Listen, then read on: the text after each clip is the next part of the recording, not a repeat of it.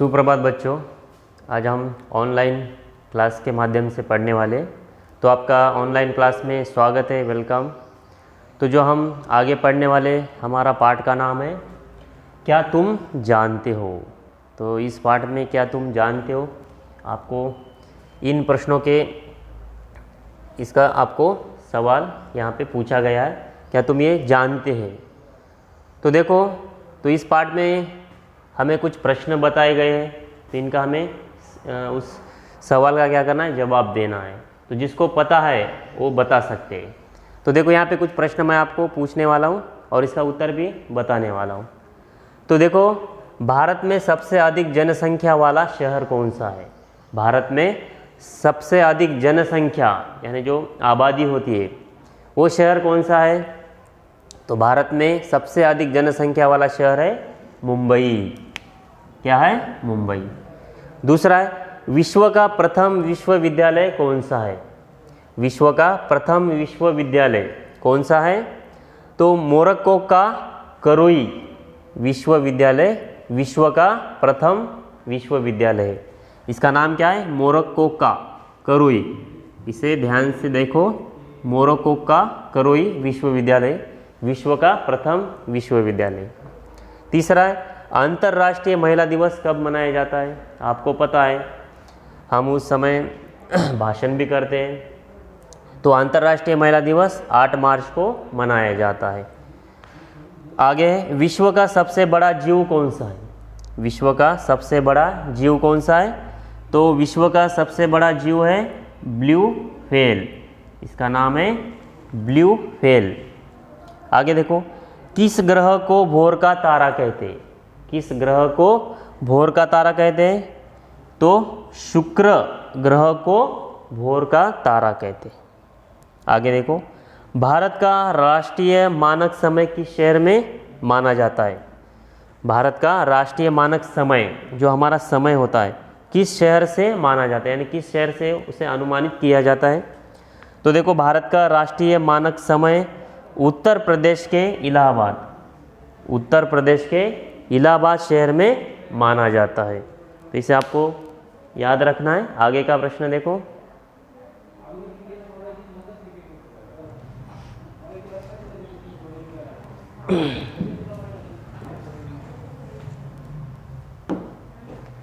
भूभाग की दृष्टि से भारत का सबसे बड़ा और सबसे छोटा राज्य कौन सा है।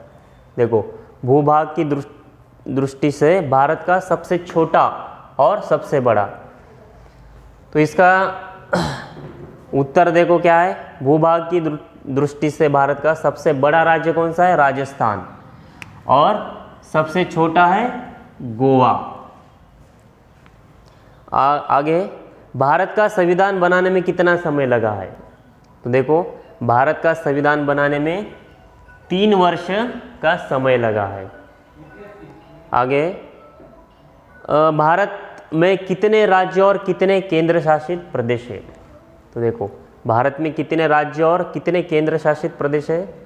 तो भारत में 29 राज्य और 7 केंद्र शासित प्रदेश है। आगे, विश्व में सबसे ऊंचाई पर कौन सी सड़क है। विश्व में सबसे ऊंचाई पर लेह के उत्तर में खारदुंगला नाम की सड़क है। लेह के उत्तर में खारदुंगला नाम की सड़क सबसे ऊंचाई पर है। अब देखो, आगे ब में दिया है पहेलियाँ।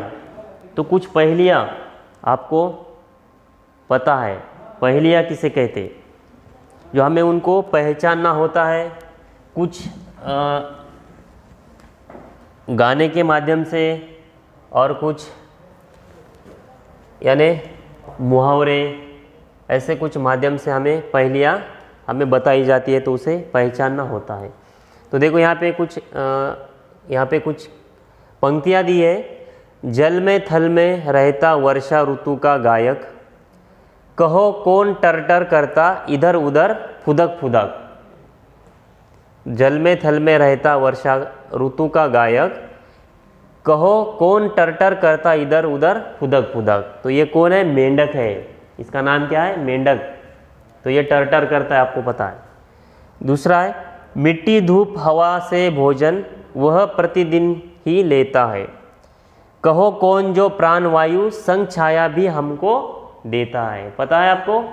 हाँ, उसे पेड़ कहते हैं। वो हमें छाया और हवा यानी ऑक्सीजन देता है, प्राणवायु, है ना।